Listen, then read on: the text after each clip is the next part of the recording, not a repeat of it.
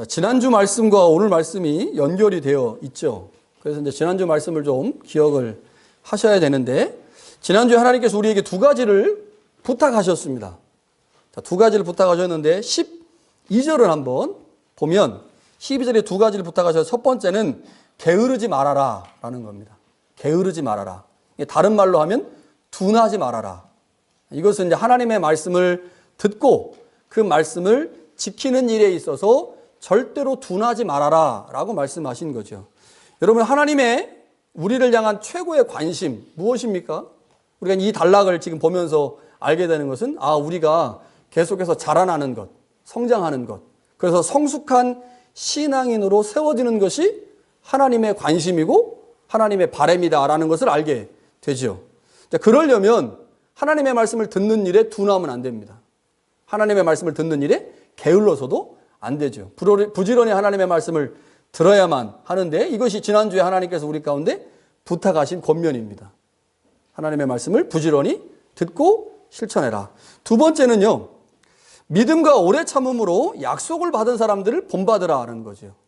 그러니까 쉽게 말하면 하나의 예를 들 거니까 그 예를 보고 하나님의 사람으로, 성숙한 사람으로 세워져라 라고 얘기를 하죠.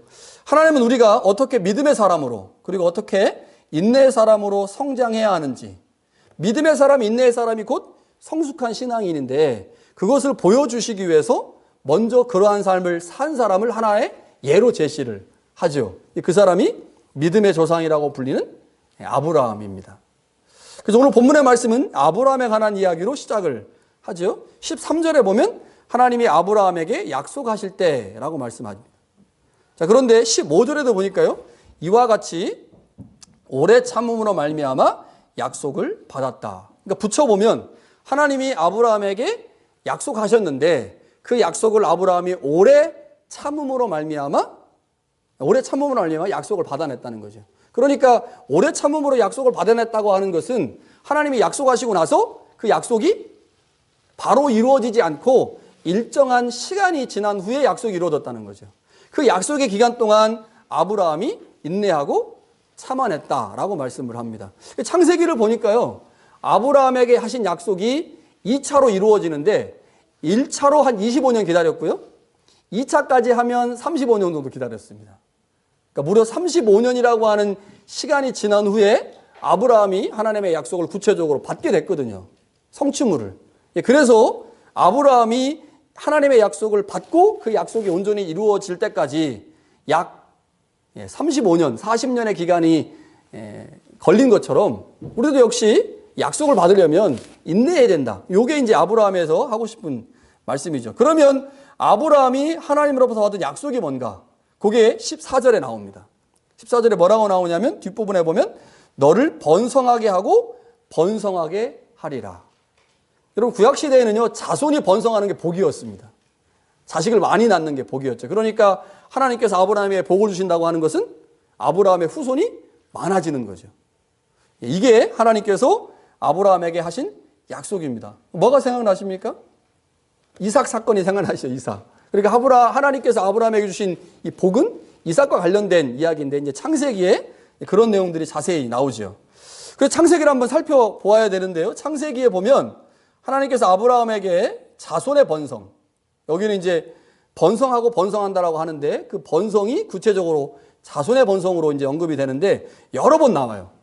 12장부터 나오기 시작하는데요. 12장 2절에 보면 내가 너로 큰 민족을 이루고 내게 복을 주어 내 이름을 창대하게 하리니 너는 복이다. 그러니까 큰 민족을 이루겠다라고 하는 게 약속으로 주어졌고요. 15장에 가면요, 5절에 그를 이끌고 밖으로 나가서 이르되 하늘을 우러러 무뼈를 셀 수 있나 보라. 또 그에게 이르시되 내 자손이 이와 같이 많아질 거다라고 약속하십니다. 17장에 가면요, 2절에 내가 내 언약을 나와 너 사이에 두어 크게 번성하게 할 것이다 라고 말씀합니다. 17장 4절에도 보면요, 보라 내 언약이 너와 함께 있어 너는 여러 민족의 아버지가 될 것이다. 18장에 가면요, 10절에 이제 내가 내 아내 사라에게 아들이 있을 것이다. 그러니까 12장, 15장, 17장에 나와 있는 내용들이 18장으로 이렇게 이제 좁아지면서 하나님께서 약속하신 그 언약의 핵심이 아들을 낳게 하는 것이구나. 아들이 태어나는 것이구나라는 사실을 알게 되죠. 아들이 태어나야만 그 아들을 통해 자손이 번성하게 되고 하나님이 약속하신 아브라함이 열국의 아버지가 될 수 있는 거죠. 자, 그런데 18장에 가보면요. 이 18장이 대략 12장하고 시간적인 차이가요. 약 25년 정도입니다. 25년. 그러니까 12장에서 하나님께서 아브라함에게 약속하실 때는 아브라함과 사라가 나이가 많긴 했지만 그래도 아이를 낳을 수 있을 정도의 나이였어요. 12장에서는. 그래서 아브라함이 그 약속을 받았을 때, 사라가 그 이야기를 들었을 때, 아, 하나님이 우리에게 아들을 주시려나 보다, 아들을 낳아야지라고 생각을 했죠. 그런데 18장에 가면요, 이미 25년이라고 하는 시간이 지났기 때문에 아브라함의 나이가 100세, 사라의 나이도 100세가 가까워졌죠. 그러다 보니까요, 사라가 여성으로서의 기능이 상실됐어요. 쉽게 말하면 생리가 끊어졌기 때문에 더 이상 아이를 낳을 수 없게 된 거죠. 그 스스로 사라가요, 나는 아이를 낳지 못한다, 나는 그렇게 늙었다라는 말을 18장에 하죠. 좀 일찍 오셔서 아이를 낳게 하시면 좋을 텐데, 우리가 잘 알고 있듯이 아이를 못 낳을 때쯤에 가셔가지고 하나님께서 사라에게 아이를 낳게 하시게 한 거죠. 창세기 21장 1절에 보니까요, 21장 1절과 2절에 보니까 어느 날 하나님께서 사라를 찾아오셨습니다. 그리고 불가능한 것처럼 보이는 그 상황에서 아이를 낳게 하시죠. 이렇게 말씀합니다. 여호와께서 말씀하신 대로 사라를 돌보셨고 여호와께서 말씀하신 대로 사라에게 행하셨으므로 사라가 임신하고 하나님이 말씀하시던 시기가 되어 노년의 아브라함에게 아들을 낳았다. 이렇게 말씀합니다. 자, 근데 이게 참 재미있는 게요. 여러분, 예수님의 탄생을 우리가 이제 기억을 하시죠? 예수님이 동정녀 탄생이시잖아요. 그런데 동정녀 탄생이라는 게 이제 남자와 여자의 관계가 없이 아이가 태어난 건데, 지금 사라도 어떻습니까? 사라도 아이를 낳을 수 없는 상태에서 아이를 낳게 된 거죠. 그래서 이게 모형론적으로 보면요, 아브라함은 하나님을 의미하고요, 이삭은 예수님을 의미합니다. 그러니까 예수님의 탄생과 이삭의 탄생이 유사해요. 자, 그리고 우리 이제 좀 이따 보겠지만 모리아산에 가면 이삭이 굉장히 순종적으로 아버지에게 죽임을 당하죠. 누구랑 비슷합니까? 예수님하고 너무 비슷해요. 그러니까 이삭의 삶, 이삭의 순종, 이것이 예수님의 순종과 굉장히 유사하게 이제 돌아가죠. 어찌됐든 간에 하나님께서 아브라함에게 자손의 번성에 관해서 약속을 하셨는데, 그렇게 약속을 하시고 난 후에 25년이 지나서 첫 번째 결실이 맺어졌습니다. 그렇게 이삭이 태어났죠. 자, 이제 이삭이 잘 자라서 이제 결혼을 하고 자식을 막 몇 명씩 낳고 또 그 자식들이 또 10몇 명씩 낳고 이렇게 되면 이제 자손이 불어나는 거죠. 그렇게 하나님께서 아브라함에게 하신 약속이 순조롭게 진행되는 것처럼 보였어요. 그런데 어느 날 하나님이 아브라함에게 다시 나타나셨습니다. 그리고 말씀하시는 거예요. 여호와께서 내게 이르시되 내 아들, 내 사랑하는 독자 이삭을 데리고 모리아 땅으로 가서 내가 내게 일러준 한 산 거기서 그를 번제로 드려라. 이렇게 말씀하셨습니다. 뭐 우리가 이제 알고 있듯이 이게 상상할 수 없는 명령이잖아요. 아니, 자손이 번성하려면 아들이 있어야 되고. 근데 아들을 죽이라고 한다. 그것도 이해할 수 없는데, 여러분, 번제가 어떤 제사인지 아시죠? 전체를 불로 태워드리는 제사입니다. 불로 태워드리는 제사. 그 아들을 나무 위에다 올려놓고 태워 죽이라는 거예요. 그거를 아버지가 보겠죠. 그 아들이 어떻겠습니까? 얼마나 큰 고통을 겪겠어요. 얼마나 큰 소리를 지르겠습니까? 이거를 보라고 하는 거죠. 이게 상상할 수 없는 명령이죠. 그런데 신기하게도요, 아브라함이 그 명령을 받은 다음에요, 순종합니다. 아들에게요, 하나님이 모리아산으로 가라고 한다. 그래서 3일길을 가요. 3일길. 재밌죠? 3일이죠? 예. 예수님이 3일 만에 부활하셨잖아요. 이게 3일길을 가요. 그리고 그곳에서요, 아버지가 이제 아들을 향해 칼을 들죠.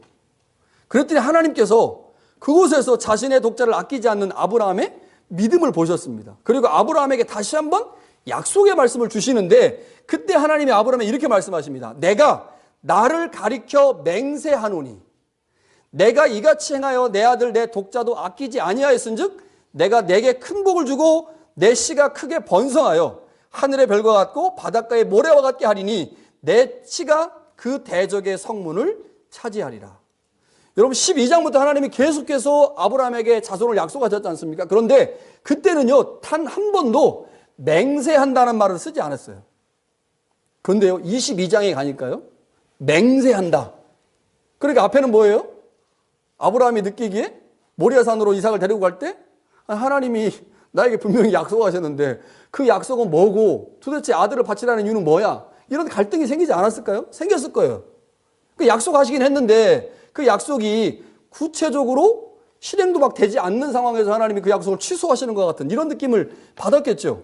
그런데 아브라함이 이삭을 모리아산에서 바치고 난 후에 하나님이 맹세하십니다. 맹세. 그러니까 이 사건을 통해서요, 아브라함은 하나님에게서 아들을 다시 돌려받은 거죠. 아들이 다시 살아났습니다. 마치 예수님이 부활한 것처럼. 아들이 살아났어요. 그리고 나서 하나님이 다시 말씀하십니다. 번복할 수 없는 완전한 약속을 하시죠. 그게 뭐예요? 맹세를 동반한 약속입니다. 맹세를 동반한 약속. 뭐와 비슷해요? 성령과 비슷하죠. 부활과 비슷합니다. 자, 하나님은 자신보다 더 큰 존재가 없기 때문에 자신을 두고 맹세하신 거죠. 그런데 여기서 중요한 건요, 아브라함이 하나님의 약속을 받았고 또한 그 약속을 재확인받은 이유가 뭐냐면 오래 참음이라는 겁니다. 저자가 그렇게 우리에게 전해주고 있어요. 아브라함이 오래 참았기 때문에 35년, 40년을 참았기 때문에 그가 그렇게 약속을 받았고 약속을 재확인받았다는 거죠. 여러분, 그런데요, 성경에 나오는 오래 참음은요, 특히 히브리서에 나오는 오래 참음은 믿음과 매우 큰 연결점을 갖고 있습니다. 아브라함이 하나님에 대해서 인내할 수 있었다. 그러면 도대체 왜 아브라함이 하나님에게 인내를 보일 수 있었을까요? 이유는 간단합니다. 하나님이 신실하기 때문에. 하나님이 약속하셨고 그 약속을 반드시 이룰 것이라고 하는 믿음이 있었기 때문에 오래 참을 수 있는 거죠. 여러분, 우리가 하나님 앞에 기도합니다. 기도하고 나서 그 기도가 응답이 안 돼요. 그럼에도 불구하고 끝까지 기다리고 참는 이유는 뭡니까? 하나님의 신실함 때문이거든요. 하나님이 반드시 그 약속을 이루시고 그 기도를 응답하실 거라고 하는 하나님에 대한 믿음이 있을 때만 오래 참을 수가 있는 거죠. 목회하다 보니까 목사도 믿음이 좋아야 돼요. 근데 목사들이 의외로 믿음이 안 좋습니다. 하나님에 대한 믿음 말고요, 성도들이 하나님의 말씀으로 변하고 새롭게 될 것이라고 하는 믿음, 하나님이 그렇게 하실 거라고 하는 믿음이 있어야 되는데 그런 믿음이 별로 없어요. 그래가지고 이제 실망하기도 이렇게 되죠. 저도 보면 참 믿음 없다라는 생각이 들 때가 있죠. 그러니까 믿음과 인내는요, 동전의 양면과 같아요. 그래서 12절에 뭐라고 말씀합니까? 12절에 믿음과 오래 참음으로 말미암아 약속들을 기업으로 받은 자들이 많이 있는데 그 중에 한 사람이 누구냐? 이 아브라함이라고 하는 거죠. 여러분, 하나님께서 아브라함에게 약속하신 것처럼 오늘 우리에게도 역시 약속하시죠.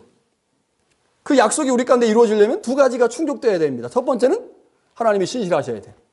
약속하신 하나님은 거짓말장이가 아니어야 합니다. 근데 어떻습니까? 하나님 거짓말장입니까? 하나님 신실하시죠. 그럼 두 번째는 뭐겠어요? 그 하나님에 대한 믿음과 인내가 필요하다는 거죠. 왜냐하면 하나님의 약속은요, 약속하신 후에 바로 이루어지지 않는 경우들이 너무 많아요. 시간을 필요로 하는 경우들이 많더라는 거죠. 그래서 그 시간이 지나는 동안 하나님에 대한 신실함을 의지하고 믿고 기다려야 될 때가 상당히 많이 있습니다. 기도라고 하는 행위가요, 그래서 굉장히 어려운 신앙행위입니다. 하나님을 믿고 기다려야 되잖아요. 기도하고 나서. 굉장히 어려운 신앙행위죠. 자, 그러니까 지금 아브라함의 이야기를 통해서 저자가 지금 하고 싶은 핵심은 아브라함이 하나님의 약속을 받았고 그 약속을 재확인받았고 그 약속을 따라서 열방의 아버지가 됐는데, 그렇게 되는데 결정적인 요인이 뭐였냐? 뭐예요? 인내였다는 거예요. 인내. 인내하는 믿음. 자, 그런데 지금 수신자들에게 필요한 게 뭘까요? 아브라함의 인내라는 겁니다. 아브라함의 인내. 박해 때문에요, 배교하는 사람들이 생겨나고 있어요. 이런 시점에서 수신자들은 하나님의 약속을 믿고 인내함으로 모든 상황을 이겨내야 합니다. 그러니까 지금 아브라함의 상황과 히브리서를 읽고 있는 독자들의 상황에 공통점이 있는데 인내라고 이제 저자가 본 거죠. 그래서 아브라함이 믿음으로 어떻게 인내했는지를 설명함으로 그 아브라함의 믿음과 인내를 본받아야 된다라고 말을 하는 거죠. 자, 그러면서 18절과 19절이 굉장히 중요하면서 좀 어렵습니다. 18절에 저자가 수신자들을 이렇게 정의해요. 앞에 있는 소망을 얻으려고 피난처를 찾는 사람들. 자, 중간쯤에 있죠? 앞에 있는 소망을 얻으려고 피난처를 찾는 우리들, 찾는 사람들. 여기서 중요한 단어가 있습니다. 소망을 얻으려고입니다. 소망. 자, 그러니까 수신자들은요, 세상에 소망을 둔 사람들이 아닙니다. 세상에 소망을 두지 않았기 때문에 자기 앞에 있는 하나님이 주신 소망을 붙잡으려고 애를 쓰는 사람이에요. 그러다 보니까 세상 안에 살아갈 수가 없는 거죠. 세상 안에 살아갈 수 없다는 말은 세상의 질서와 세상의 가치관을 따라갈 수 없다는 말이에요. 세상의 질서와 가치관을 따르지 않고 하나님이 주신 소망을 붙들기 위해서 나온 사람들이에요. 세상으로부터. 근데 그 소망을 붙들어야만 지금 당하고 있는 모든 박해와 고난을 이겨낼 수 있는데 그 소망이 도대체 무엇일까? 이게 이제 우리한테 중요한 내용이죠. 아브라함의 이야기를 통해서 18절 끝에 보면 피난처를 찾은 우리에게 큰 안위를 받게 한다라고 되어 있습니다. 그러니까 아브라함의 이야기에서 우리가 두 가지를 우리가 알 수가 있죠. 첫 번째는 하나님이 아브라함에게 약속하셨다. 그리고 그 약속을 맹세로 확증하셨다. 아, 하나님은 신실하시구나. 하나님은 거짓말하지 않는구나. 두 번째는 뭐예요? 그 하나님의 약속과 맹세가 아브라함에게 인내라고 하는 수단을 통해서 확증됐죠. 그러니까 아브라함에게서는 인내를 배워야 되고 하나님에게서는요, 하나님은 신실하시구나. 그런데 지금 이 12절에서 읽고 있는 이 독자들, 이 사람들이 지금 앞에 있는 소망 때문에 고난의 상황을 당하고 있잖아요. 이 소망. 그럼 이 소망이 어떤 소망이겠습니까? 하나님이 이들에게 준 소망이겠죠.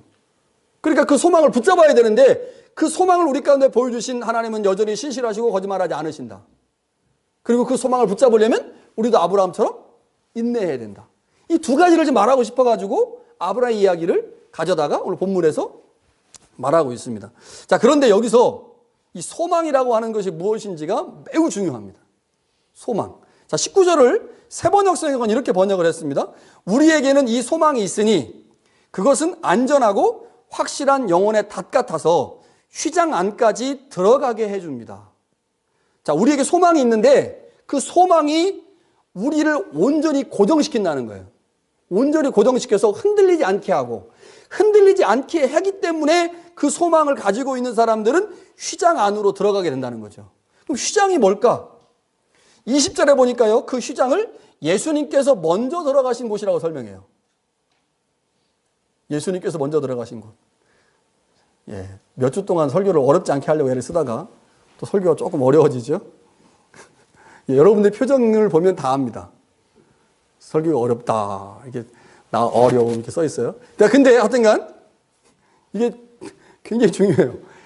휘장이 예수님이 먼저 들어가신 곳인데 여러분 휘장은 성소와 지성소 사이에 있는 커튼입니다. 커튼. 그래서 이제 커튼 혹은 베일 이렇게 번역을 영어로 하거든요.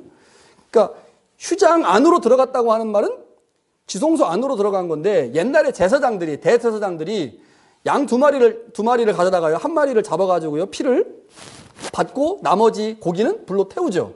불로 태우고 피를 가지고 어디로 들어갑니까? 지성소 안으로 들어가요. 휘장 안으로. 휘장 안으로 들어가서 지성소에서 피를 뿌리거든요. 그래서 하나님으로부터 죄사함을 받죠. 그러니까 예수님이 휘장 안으로 들어갔다는 말은 예수님이 죽었다는 말이에요. 어디서 죽으셨어요, 예수님? 십자가에 죽으셨죠. 그러니까 예수님의 십자가 사건은 예수님이 휘장 안으로 들어간 사건이죠. 근데 옛날에 대제사장은 제물을 준비했는데, 양을 준비했는데, 예수님은 자기 몸을 스스로 제물 삼아서, 양으로 삼아서 하나님 앞에 드린 거죠. 그러니까 예수님이 휘장 안으로 들어갔다. 그것은 예수님이 우리를 위해 죽었다라는 거예요. 그런데 저자가 뭐라고 말합니까? 우리에게 소망이 있으면, 하나님께서 우리 가운데 주신 그 소망이 있으면 우리도 예수님처럼 휘장 안으로 들어갈 수 있다는 거예요. 휘장 안으로 들어갈 수 있다. 휘장 안으로 들어가면 어떻게 될까요? 휘장 안으로 들어가고 싶으신 분. 나 휘장 안으로 들어가고 싶어요. 나 들어갈래요. 휘장 안으로 들어가는 게 뭐예요? 이거 알고 나면 아무도 못 들어가. 휘장 안으로 들어가는 게 뭔지를 알고 나면 아무도 못 들어가요. 휘장 안으로 들어가는 게 뭐예요? 죽는 거예요. 죽는 거. 예수님처럼. 예수님처럼 죽는 건데 우리 휘장 안으로 들어갑시다. 할렐루야! 아멘. 들어가기 싫거든, 우리는. 못 들어가요. 이게 그냥 예수님이 휘장 안으로 들어가셨다. 그래, 할렐루야. 그런데 예수님이 휘장 안으로 들어가신 게 죽는 거다. 그럼 우리 예수님 지금 저자가 뭐라고 말해요? 들어가라는 거예요. 들어가라. 휘장 안으로. 근데 어떤 사람만 들어갈 수 있다는 거예요? 소망이 있는 사람만. 그 소망이 영혼의 닷 같아가지고요. 소망이 우리를 흔들리지 않게 만들면 그 소망이 우리로 하여금 휘장 안에 들어가게 한다는 거예요. 예수님이 십자가에서 죽음을 당한 것처럼 우리도 그 십자가의 길을 가게 한다는 거죠. 굉장히 복음적인 내용입니다. 근데 문제는 뭐겠습니까? 소망이 뭐냐, 소망이. 우리가 품어야 될 소망. 하나님이 우리 가운데 주시는 소망이 무엇이냐. 자, 수신자들이 붙들어야 될 소망이 뭔지를 11절에 이미 설명을 했어요. 그러니까 봐야 돼, 11절. 11절을 한번 볼까요? 우리가 간절히 원하는 것은, 얼마나 원하는지, 간절히 원한다. 각 사람이 동일한 부지런함을 나타내서 끝까지 소망의 풍성함에 이르러라. 이거를요, 좀 다르게 번역을 하면요, 소망의 풍성함에 이르러라는 것은 소망을 끝까지 성취해라 이거예요. 소망을 끝까지 붙잡아라. 소망을 붙잡아라. 그러면 자, 5장 11절부터 6장 20절까지가 하나의 단락이라고 그랬죠? 요 단락에서 저자가 제일 하고 싶은 내용이 뭘까? 6장 2절입니다. 2절 한번 보겠습니다. 6장 2절. 2절 끝에 뭐라고 되어 있어요? 완전한 대로 나아가라. 하나님이 허락하시면 우리가 이것을 할 것이다. 그런데 이 완전한 대로 나아가신 분이 계세요. 누굴까요? 예수님이에요. 5장 8절을 보세요. 8절 9절. 그가 아들이면서도 받으신 고난으로 순종함을 배워 온전하게 되었다. 그러니까 예수님이 온전해지셨고, 그래서 우리가 예수님을 믿는다고 하는 것은 예수님처럼 온전해지는 거예요. 완전해지는 거예요. 여러분, 이것은요, 기적을 행하거나 방언을 말하거나 예언을 하거나 갖가지 능력을 행하는 신앙을 의미하는 게 아닙니다. 이미 저자는 그게 초보적 신앙이라고 비판했어요. 왜냐하면 방언하고 귀신 쫓고 병 고치고 예언하는 사람들이 이미 어떻게 했어요? 배교해버렸거든요. 공동체를 떠났거든요. 그러니까 그것은 절대적으로 성숙한 신앙의 표지가 아니다. 그것까지 자랑하지 말라는 거죠. 그러면 성숙한 신앙의 표지가 무엇입니까? 예수님처럼 고난을 배우는 겁니다. 지난주에 말씀드린 것처럼 성숙한 신앙의 표지가 뭐예요? 사랑으로 성도를 섬기는 겁니다. 그게 온전한 신앙이고 성숙한 신앙이라는 거죠. 그렇다면 11절에 끝까지 소망의 풍성함, 소망을 추구해라라고 말하는 것은 5장 11절부터 6장 20절까지의 문맥에서 보면 지금 저자가 독자들에게, 수신자들에게 요구하고 있는 소망이 뭐겠습니까? 예수님처럼 온전한 신앙을 갖는 거예요. 온전한 신앙.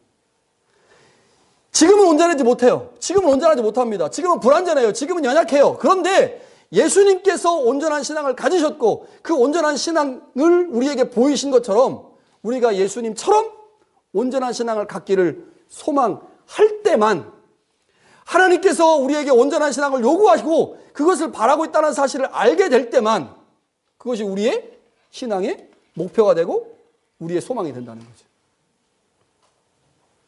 여러분, 서울대 예전에 제가 어렸을 때 이런 얘기 있었어요. 5시간 자면 떨어지고 4시간 자면 붙는다. 서울대 가려면요 5시간 자면 떨어진대요. 그래서 우리는 서울대를 못 가죠. 5시간을 넘게 자기 때문에. 5시간 자면 떨어지고 4시간 자면 붙어요.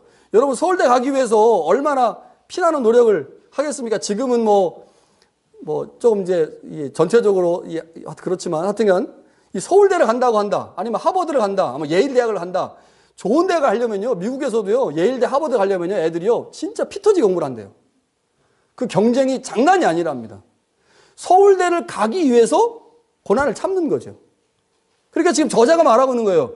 하나님이 우리에게 원하시는 신앙은 그리스도처럼 완전해지는 신앙인데 그 완전한 신앙을 가져야 배교하지 않는다는 거죠. 그 배교하지 않는 신앙을 갖는 것이 우리의 소망으로 세팅이 돼야, 그것이 우리의 소망이 되어야만 예수님께서 먼저 들어가신 그 휘장의 길, 휘장으로 가는 그 길을 우리도 갈 수 있다는 겁니다. 서울대 가는 영광과 기쁨을 생각하기 때문에 하루에 4시간씩 자고 공부하는 거죠. 저자가 지금 그걸 요청하고 있어요.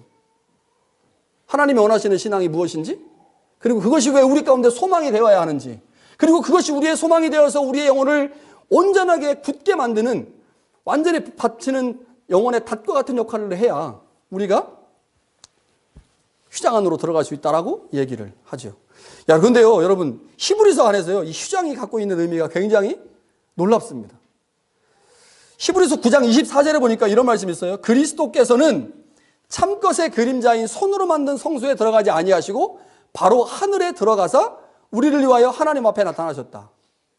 자, 여러분, 예수님이, 그러니까 여기 지금 히브리서는 두 개의 성소를 말해요. 하나는 땅의 성소가 있고요, 또 하나는 하늘의 성소가 있습니다.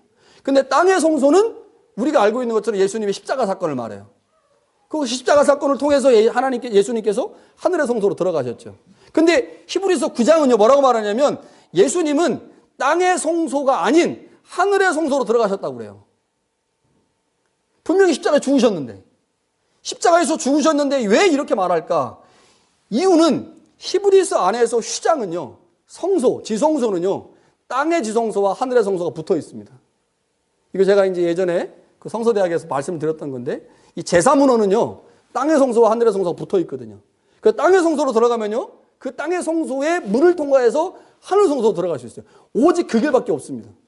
그러니까 예수님께서 휘장 안으로 들어가심으로 거기서 십자가에서 죽으셨지만 그 휘장 안으로 안에 있는 그 지성소, 거기만 유일하게 하늘의 성소인 하나님의 우편, 하나님의 나라와 연결된 유일한 장소예요. 그러니까 우리 어떻게 해야 된다는 겁니까? 휘장 안으로 들어가야 된다는 거죠. 그러니까 휘장 안으로 들어간다고 하는 것은 예수님처럼 누군가를 섬기고 누군가를 사랑하고 고난과 헌신의 삶을 살아야 된다고 하는 것을 의미하기도 하지만, 다르게 말하면요, 예수님이 휘장 안으로 들어가셔서 그가 영광을 받으셨고 부활하셨고 하나님의 편에 앉아 계신 것처럼 우리가 휘장 안으로 들어가야만 예수님이 받으셨던 그 영광을 우리도 받을 수 있다는 거죠. 그러니 그 휘장으로 들어가는 것이 힘들어 보인다 할지라도 그거 포기하면 안 된다. 그런데 그렇게 휘장 안으로 그 고난의 자리에 들어갈 수 있는 사람이 누구냐? 어떤 사람밖에 없어요? 소망을 갖고 있는 사람만 들어간다는 거죠. 하나님 우리에게 소망하시는 게 있습니다. 우리의 신앙이 완전해지는 거죠. 성숙해지는 거예요. 이것이 하나님이 우리를 향해 가지고 계신 소망이구나 하는 사실을 아는 사람, 그것을 아는 사람만 그 휘장 안으로 들어갈 수 있다는 거죠. 예수님의 진 십자가는요, 하늘의 보좌와 연결되어 있습니다. 예수님의 십자가 사건은 우리에게 매우 중요한 신앙의 원리를 제공하는데, 땅의 휘장 안으로 들어간 사람이 하나님의 영광의 보좌 안으로 나아갈 수 있다는 거죠. 작은 것에 소홀한 사람은 큰 것에서 소홀합니다. 작고 사소한 것을 소중하게 생각하는 사람이 큰 것도 소중하게 생각하기 마련이죠. 여러분, 그리스도인들에게 고난 없는 영광은 없습니다. 죽음 없는 부활은 없어요. 우리의 궁극적인 목표가 천국이고 부활이라고 한다면 그 부활과 천국을 얻기 위해서 반드시 거쳐야 되는 고난과 십자가가 있다는 거죠. 그래서 말합니다.